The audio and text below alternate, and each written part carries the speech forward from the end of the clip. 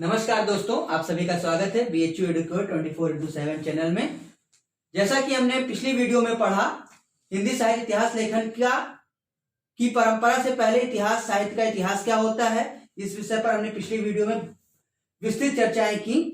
लेकिन अब आगे बढ़ने से पहले मैं आपसे एक छोटा सा 3 प्रश्न पूछने चाहूंगा, जिसका उत्तर आपको अवश्य कमेंट बॉक्स में लिखना है, जिससे यह पता चले कि आपने हमारी वीडियो को ध्यान से देखा है। तो आप हमारे साथ जुड़े जरूर रहिए। पहला प्रश्न है, साहित्य का इतिहास मुख्यतः कितनी विधियों द्वारा लिखा जाता है? नंबर 1 ऑप्शन आपको मैं दे दे रहा हूं, प्रश्न मैं यहां लिख दे रहा हूं, आप एक बार ध्यान से देख सकते हैं। साहित्य इतिहास लेखन की पद्धतियां कितनी होती हैं?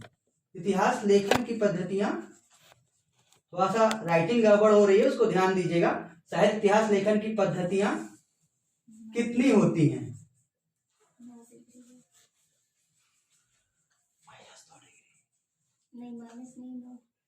नंबर 1 3, नंबर 2 4, नंबर 3 1, नंबर 4 इनमें से कोई नहीं।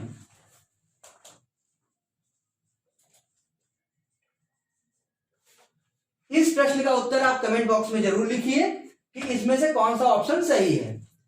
अब दूसरा प्रश्न, यह प्रश्न पूछने का उद्देश्य मात्र इतना है कि आपकी उत्सुकता बनी रहे और मेरा मनोबल बढ़ता रहे कि आप मेरे साथ जुड़े हुए हैं। तो दोस्तों, यह प्रश्न मैंने एक पूछा। दूसरा प्रश्न मैं यह पूछना चाहता हूं आपसे कि विधेयवादी पद्धति में कौन सा इतिहास ग्रंथ लिखा गया? पद्धति में कौन सा इतिहास ग्रंथ लिखा गया?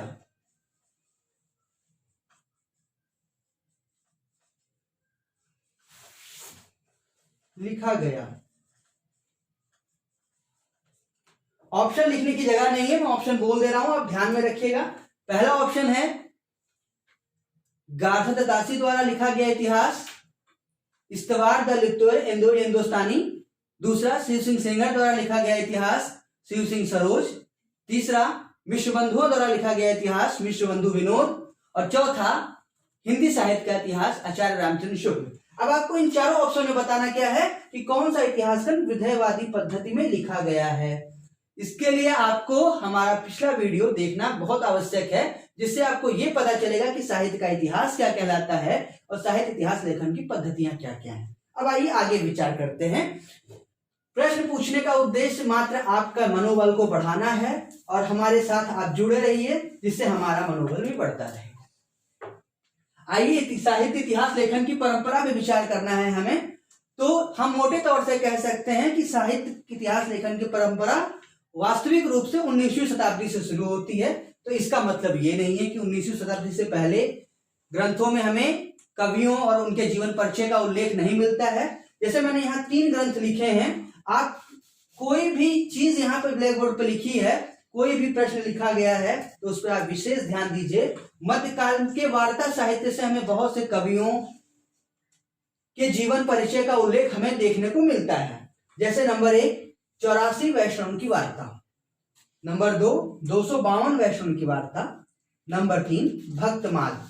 मित्रों, ये मैं चाहूंगा कि आप ये जो भी मैं यहाँ पर चीजें लिख रहा हूं, इनका आप एक नोट्स बनाते चलिए साथ में, जिससे आपको भविष्य में इसके लिए उपयोगी सिद्ध हो सके ये चीजें।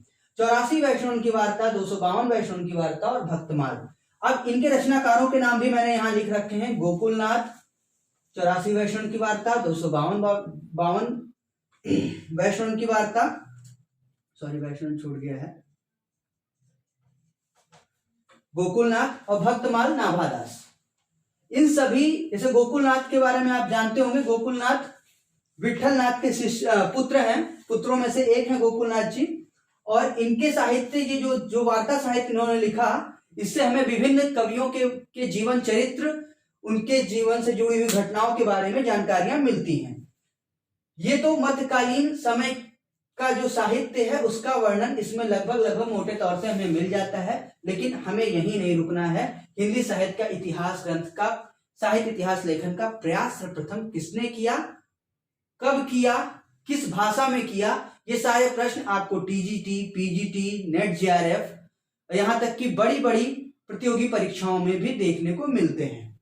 जैसे हिंदी साहित्य इतिहास लेखन का पहला प्रयास, ये एक वाक्य ही आपके साथ कई प्रश्न लेकर खड़ा होता है। साहित्य इतिहास लेखन का पहला प्रयास किस भाषा में किया गया? उत्तर आपके सामने है, फ्रेंच भाषा में किया गया। किसने किया? दूसरा प्रश्न, गार्थर तासी नामक विद्वान ने। ये एक फ्रेंच विद्वान है जिन्होंने क्या लिखा? पुस्तक का नाम देख लीजिए, ग्रंथ का नाम अधिकतर बार पूछा गया है छोटी से बड़ी परीक्षाओं में, इस्तवार द लिटरेचर इंडोई हिंदुस्तानी। अब दूसरा प्रश्न यहां पर तीसरी बात पे करते हैं, इनका प्रकाशन कब हुआ, कब ये ग्रंथ प्रकाश में आए? तो ये इतिहास ग्रंथ का प्रथम संस्करण मुख्यतः दो भागों में विभाजित था। पहला आया 1839 में, दूसरा 1847 में। इसका द्वितीय प्रकाशन भी हुआ, द्वितीय संस्करण भी आया जो 3 भागों में विभाजित था, जिसका प्रकाशन 1871 में हुआ। दोस्तों यह सब आपको कई किताबों में भी देखने को मिल जाएगा, लेकिन ये मैंने एक शॉर्टकट में लिखने का प्रयत्न किया है जिससे आप अल्प समय में ज्यादा ज्ञान प्राप्त कर सकें। यहां पर मैंने दूसरी चीज लिखी है कि कभी कभी बहुत अगर डीपली प्रश्न पूछना चाहे तो पूछ सकता है कि इसका प्रकाशन कहां से हुआ। तो ग्रेट ब्रिटेन और आयरलैंड की प्राच्य साहित्य अनुवादक समिति जो पेरिस में स्थित थी, वहां से इसका प्रकाशन हुआ। अब इसमें बात क्या है, इसकी विशेषता क्या है इस ग्रंथ की? इस ग्रंथ की पहली विशेषता है कि इसमें कुल लगभग 738 कवियों का उल्लेख मिलता है, जिसमें 72 कवि हिंदी के थे, शेष उर्दू के थे। गार्थर तासी ने हिंदी साहित्य का इतिहास सबसे पहले लिखने का प्रयास किया और इन्होंने अपने इतिहास ग्रंथ में अंग्रेजी वर्णमाला के अनुसार, वर्णाक्रम के अनुसार कवियों को व्यवस्थित करने का प्रयत्न किया। देखिए, गार्थर तासी जी के प्रयत्न को हम नकार नहीं सकते हैं, लेकिन वो प्रयत्न मात्र एक संकलन था, एक समुचित और व्यवस्थित ढंग का विचार इसमें नहीं देखने को मिलता है, जिसमें प्रवृत्तियों का भी उल्लेख मिले, कालक्रम का भी उल्लेख मिले। इसकी कमी इस इतिहास ग्रंथ में है। इसलिए हम पहला इतिहास ग्रंथ होने का श्रेय तो इनको दे सकते हैं कि पहला प्रयास इन्होंने किया, लेकिन यह समुचित ढंग से लिखा गया इतिहास नहीं था। अब यहां पर फिर मैं एक प्रश्न आपको छोड़ते हुए जा रहा हूं। इससे पहले के वीडियो में हमने पद्धतियां पढ़ी हैं, उनमें से एक पद्धति में इतिहास ग्रंथ आता है। आपको कमेंट बॉक्स में लिखकर बताना है कि कौन सी पद्धति में इतिहास ग्रंथ आता है। अब यहां से जुड़ा हुआ दूसरा प्रश्न इसी चीज से जुड़ा हुआ, गार्थर तासी के इतिहास ग्रंथ का हिंदी में अनुवाद किसी ने किया। अब इसका प्रश्न पूछता है कि गार्थर तासी द्वारा लिखित इतिहास ग्रंथ का हिंदी अनुवाद किस विद्वान ने किया। तो यहां पे मैंने लिखा हुआ है, आप एक बार ध्यान देंगे तो ये चीजें याद हो जाएंगी। जैसे इस्तवार द लिटरेचर इंडो हिंदुस्तानी, इसमें इसका अनुवाद किया गया किस नाम से? हिंदवी साहित्य का इतिहास, डॉक्टर लक्ष्मी सागर वार्ष्णेय। और ये कब किया गया, कब प्रकाश में आया? 1952 में। दोस्तों इस चीज को आप जरूर ध्यान रखिए, जो ये पॉइंट अभी लिखा गया कि पूछ देता है कि गार्थर तासी द्वारा लिखे गए इतिहास ग्रंथ का सर्वप्रथम अनुवाद किस विद्वान ने किया। तो हिंदवी साहित्य का इतिहास नाम से डॉक्टर लक्ष्मी सागर वार्ष्णेय ने 1952 में। एक चीज यहां पर छूट गई मुझसे, वो आप फिर से यहां ध्यान दे लीजिए। ये इस इतिहास ग्रंथ के नाम में इस्तवार द लिटरेचर इंडो हिंदुस्तानी में 2 शब्द प्रयोग हुए हैं, इंदुई और हिंदुस्तानी। इंदुई का अर्थ क्या है? कभी कभी इस प्रश्न पूछ देता है, इस्तवार द लिटरेचर इंडो हिंदुस्तानी में इंदुई का अर्थ क्या है या आशय क्या है? तो इंदुई का अर्थ हिंदुई से है अर्थात हिंदी से, और हिंदुस्तानी का अर्थ हिंदुस्तानी से अर्थात उर्दू के। क्योंकि इस इतिहास ग्रंथ में 738 कवियों का उल्लेख था, जिसमें 32 हिंदी के थे तथा शेष उर्दू के थे। पहला इतिहास ग्रंथ आपके सामने मैंने बता दिया। अब हिंदी भाषा में लिखा गया पहला इतिहास ग्रंथ, क्योंकि ये हिंदी भाषा में नहीं है, ध्यान रखिएगा। पहला इतिहास ग्रंथ किस भाषा में लिखा गया? फ्रेंच भाषा में लिखा गया। दूसरा इतिहास ग्रंथ, जिसको हम बोल सकते हैं इतिहास ग्रंथ की संज्ञा नहीं दी जाती है, बहुत विद्वान इसको इतिहास ग्रंथ नहीं मानते हैं, एक व्याकरण ग्रंथ या काव्य संग्रह ही मानकर इसको छोड़ देते हैं। भाषा काव्य संग्रह इसका नाम है। पुस्तक का नाम जरूर याद रखिए, अधिकतर परीक्षाओं में पूछा जाता है। भाषा काव्य संग्रह के लेखक महेश दत्त शुक्ल। भाषा काव्य संग्रह के लेखक महेश दत्त शुक्ल। इसका प्रकाशन 1873 में नवल किशोर प्रेस लखनऊ से हुआ। यह प्रथम हिंदी भाषा में लिखा गया इतिहास ग्रंथ है। अब दूसरा पॉइंट आगे बढ़ते हुए, हिंदी भाषा में द्वितीय इतिहास ग्रंथ जो लिखा गया, कहीं कहीं आपको इसी को प्रथम मान लेते हैं लोग, शिव सिंह सेंगर को ही, कि हिंदी भाषा में लिखा गया प्रथम इतिहास ग्रंथ है। लेकिन इससे पहले, क्योंकि इसका प्रकाशन 1873 में हुआ है और इसका प्रकाशन 1883 में हुआ, 10 साल का गैप है लगभग। शिव सिंह सेंगर ने लिखा क्या, कौन सा इतिहास ग्रंथ नाम दिया उसका, शिव सिंह सरोज, जिसमें जो 1883 ईस्वी में लिखा गया, जिसमें 838 कवियों का उल्लेख है। इन्होंने क्या किया, शिव सिंह सेंगर जी ने भी वही काम किया, वर्णानुक्रम पद्धति का उपयोग किया अपने इतिहास ग्रंथ में, जिसमें इन्होंने कालक्रम को भी ध्यान में रखा, कवियों को जन्म तिथियों के अनुसार उनको सुव्यवस्थित किया कालक्रम के अनुसार। लेकिन उनसे एक चीज उनसे छूट गई, उन्होंने तत्कालीन परिस्थितियों का कोई वर्णन नहीं किया, प्रवृत्तियों का कोई वर्णन नहीं किया, तथा उसकी समुचित व्याख्या नहीं की अपने इतिहास ग्रंथ में।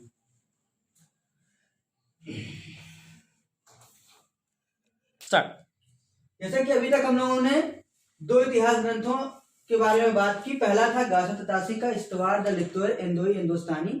दूसरा इतिहास ग्रंथ, जो दूसरा हिंदी भाषा में लिखा गया इतिहास ग्रंथ, शिव सिंह सेंगर का शिव सिंह सरोज।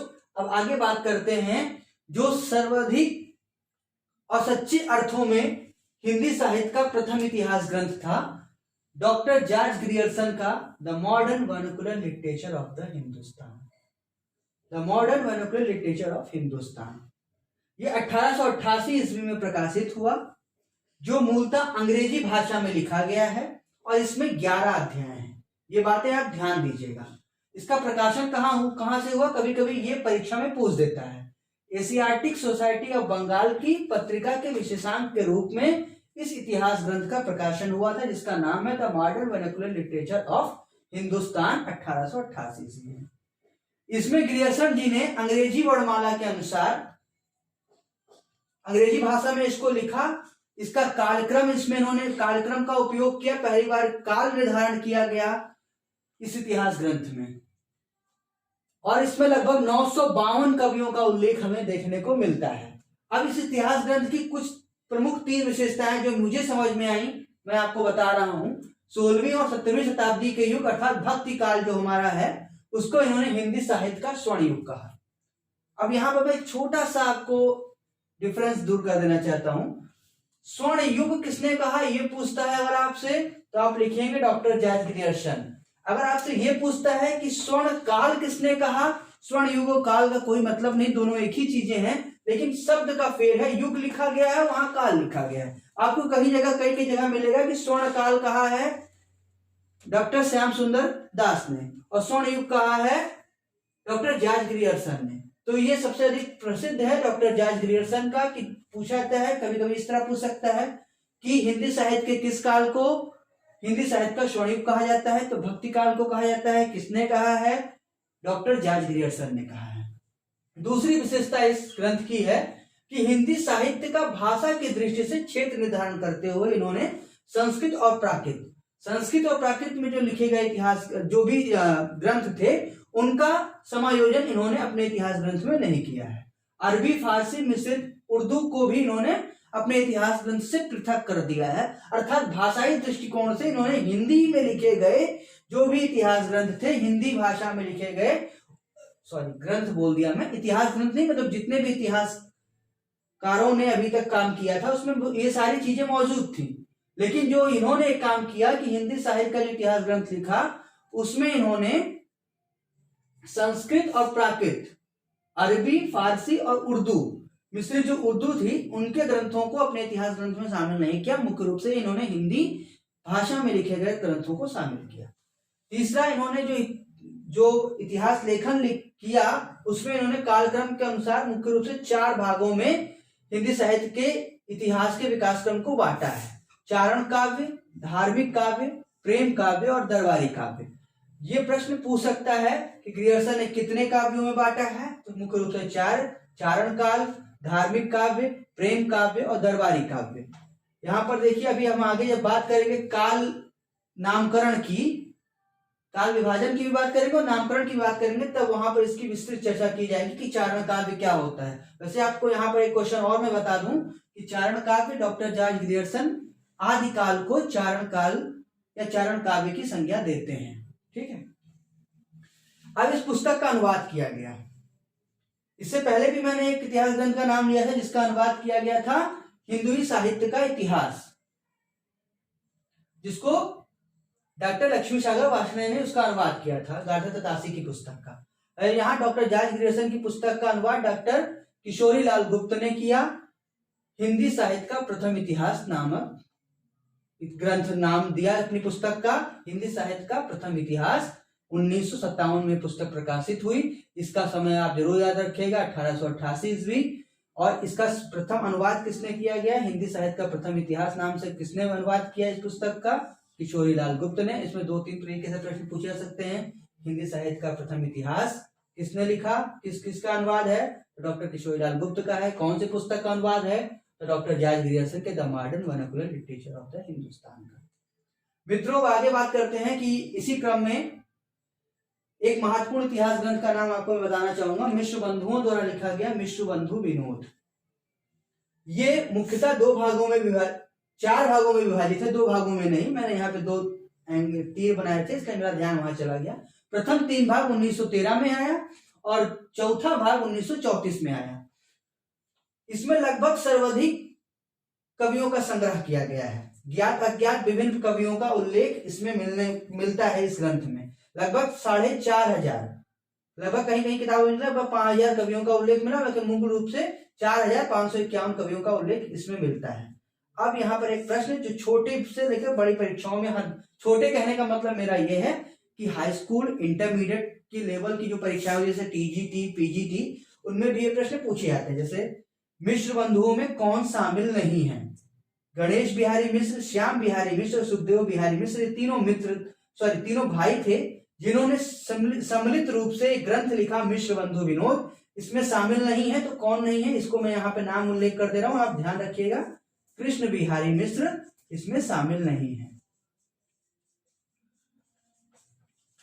प्रश्न पूछा जाता है कि मिश्र बंधुओं में से कौन नहीं है? तो गणेश बिहारी मिश्र भी हैं, श्याम बिहारी मिश्र भी हैं, सुखदेव बिहारी मिश्र भी हैं और कृष्ण बिहारी मिश्र नहीं है। ये आपको ध्यान रखना है।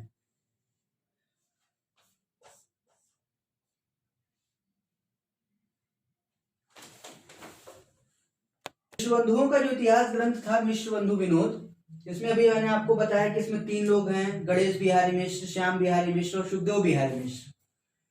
इन तीनों भाइयों ने मिलकर एक इतिहास ग्रंथ लिखा जिसका नाम दिया मिश्र बंधु विनोद, जो मुख्यतः 2 भागों में 2 समय प्रकाशित हुआ। जो प्रमुख 3 भाग उसमें प्रकाशित हुए 1913 में और चौथा भाग 1934 में। अब मुख्य रूप से जो सर्वाधिक चर्चित और सर्वमान्य इतिहास ग्रंथ था हिंदी साहित्य का, वो था हिंदी साहित्य का इतिहास आचार्य रामचंद्र शुक्ल, जो 1929 ईस्वी में प्रकाशित हुआ। इसके पीछे भी एक कहानी है दोस्तों। आचार्य रामचंद्र शुक्ल जो काशी हिंदू विश्वविद्यालय के हिंदी विभाग में आए, तो उस समय एमए के दौरान एमए के बच्चों के लिए जो पाठ्यक्रम निर्धारित किया गया था उसमें इतिहास को समझने में बहुत दिक्कतें आ रही थी। तो आचार्य रामचंद्र शुक्ल ने बच्चों के लिए एक नोट्स बनाया, एमए के बच्चों के लिए एक नोट्स बनाया और वही नोट्स बाद में आपके सामने प्रस्तुत होता है हिंदी साहित्य के इतिहास के रूप में। जैसे ये लिखा मैंने, नागरिक पंचाणी सभा द्वारा प्रकाशित हिंदी शब्द सागर की भूमिका के रूप में हिंदी साहित्य के विकास नाम से प्रकाशित हुई। मतलब क्या है कि पहला जो हिंदी शब्द सागर की भूमिका, हिंदी शब्द सागर एक ग्रंथ है जिसकी भूमिका लिखी जा रही थी, जिसकी भूमिका का नाम दिया था हिंदी साहित्य का विकास, जब प्रकाशित हुई तो उसी को विस्तृत रूप देते हुए हिंदी साहित्य का इतिहास आचार्य रामचंद्र शुक्ल ने 1929 में लिखा। ठीक, इसमें लगभग 1000 कवियों का उल्लेख है। इस इतिहास ग्रंथ की चर्चा हम आगे भी करते रहेंगे और मेरा आपसे एक विनम्र अनुरोध है कि एक बार रामचंद्र शुक्ल का इतिहास अवश्य पढ़ें, भूमिका पढ़ें। भूमिका से आपको बहुत कुछ स्पष्ट हो जाएगा। जैसे आचार्य रामचंद्र शुक्ल से पहले भी जो इतिहास ग्रंथ लिखे गए उसका उपयोग शुक्ल जी ने अपने इतिहास ग्रंथ में भरपूर मात्रा में किया है और उसको उन्होंने स्वीकार भी किया है। वो मानते हैं कि, लेकिन उन्होंने एक चीज, वहां पर एक शब्द लिखा हुआ है कवि वृत्त संग्रह।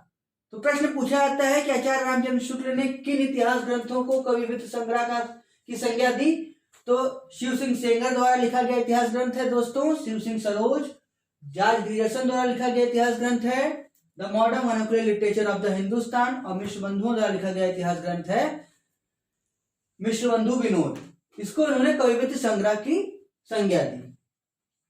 इसके बाद दूसरा और चर्चित नाम, ये दोनों नाम आप लोग अक्सर जो हिंदी साहित्य के विद्यार्थी हो जानते हैं, आचार्य रामचंद्र शुक्ल, दूसरा नाम महत्वपूर्ण नाम है आचार्य हज़ार प्रसाद द्विवेदी। आचार्य हज़ार प्रसाद द्विवेदी भी जो भी हिंदी साहित्य की भूमिका उन्होंने लिखी, वो भी एक प्रकार से शांति विश्व भारती में जब वो रहते थे शांति निकेतन में, तो वहां पे भी बच्चों के पाठ्यक्रम को ध्यान में रखकर वो एक नोट्स बनाया था जो बाद में प्रकाशित हुआ। ये सब चीजें जो मैं बोल रहा हूं, ये आप भी पढ़ सकते हैं। हिंदी साहित्य का इतिहास रामचंद्र शुक्ल की भूमिका में ये चीजें उद्धृत हैं। आप ये कहानी के रूप में भी आप अपने दिमाग में रख सकते हैं। तो इसमें मुख्य रूप से आचार्य हज़ार प्रसाद द्विवेदी ने 3 इतिहास ग्रंथ लिखे, और इन तीनों को आपको याद रखना अति आवश्यक है। हिंदी साहित्य की भूमिका 1940, हिंदी साहित्य उद्भव और विकास 1952, हिंदी साहित्य का आदिकाल। अब देखिए 2 ग्रंथ 1952 में लिखे गए, हिंदी साहित्य उद्भव और विकास, हिंदी साहित्य का आदिकाल। हिंदी साहित्य की भूमिका 1940। अगला इतिहास महत्वपूर्ण इतिहास ग्रंथ है डॉक्टर राम कुमार वर्मा द्वारा लिखा गया हिंदी साहित्य का आलोचनात्मक इतिहास, जो 1938 में प्रकाशित हुआ, जिसमें 7 प्रकरणों में इस ग्रंथ को बांटा गया है। इसमें महत्वपूर्ण बातें और भी हैं, लेकिन यहाँ पे मैंने एक ही बात उल्लेख की है। स्वयंभू को अपभ्रंश का पहला कवि और हिंदी का पहला कवि इन्होंने माना है। तो प्रश्न पूछते हैं कि आचार्य राम कुमार वर्मा, डॉक्टर राम कुमार वर्मा द्वारा हिंदी का पहला कवि किसे माना गया है? तो स्वयंभू को माना गया है। डॉक्टर राम कुमार वर्मा द्वारा अपभ्रंश का पहला कवि किसे माना गया है? स्वयंभू को माना गया है। ये दोनों क्वेश्चन आपको ऑब्जेक्टिव के रूप में मिल सकते हैं। अगला प्रश्न, हिंदी साहित्य का वृहद इतिहास।